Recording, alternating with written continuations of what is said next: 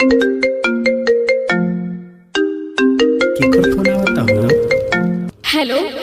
Hello, आज ये कहाँ बनी रहुआ? हरे रास्ता में बनी। इतना बमकत काहे बार? गाड़ी खराब हो गई बा। अरे जल्दी आई ना, पूजा के देर होता। अरे आवत तनी। अरे सब कोई जाता, रहुआ कहाँ रह गई? अरे आवत तनी धन।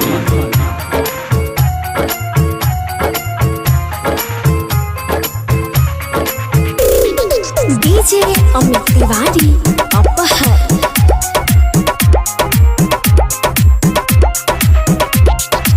Ganpati recording studio Hajipur.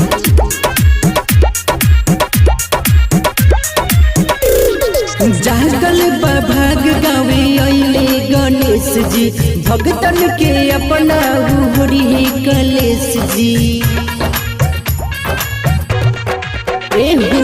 जागल भाग गावे अइले गणेश जी, भगतन के अपना उहरी कलेश जी। पूजा कइला से ओकर सुधरेला मोती हो, सुधरेला मोती।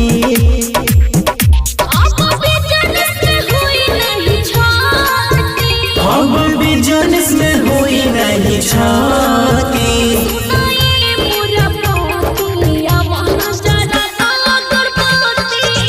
सुनाइए मोरे पति,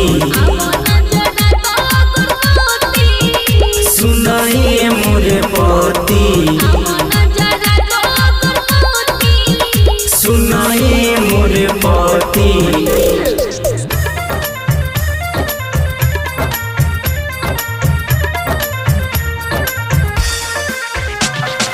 डीजे अमित तिवारी अपहर। पियरी मोदक पियर गेंदा के फूल हो, लेके चढ़ई हो लोटा करी है कबूल हो। राजा पूजा के थाली सजले बनी, पान पतवा कसैली मंगले बनी। ध्यान धोइला से ऊपर सुधरेला मोती हो, सुधरेला मोती।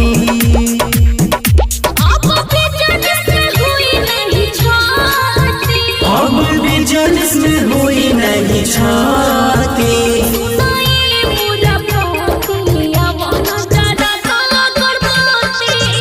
सुनाए मोरे पति, सुनाए मोरे पति, सुनाए मोरे पति।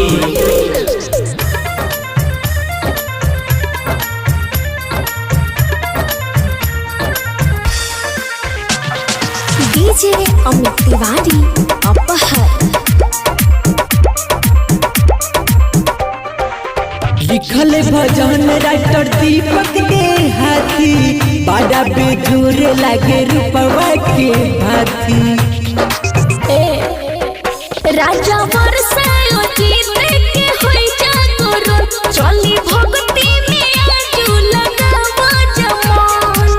कबू बढ़ी नहीं दुखवा के लती हो, दुखवा के लती। बिजनेस में हुई नहीं छाती। हम बिजनेस में हुई नहीं छाती।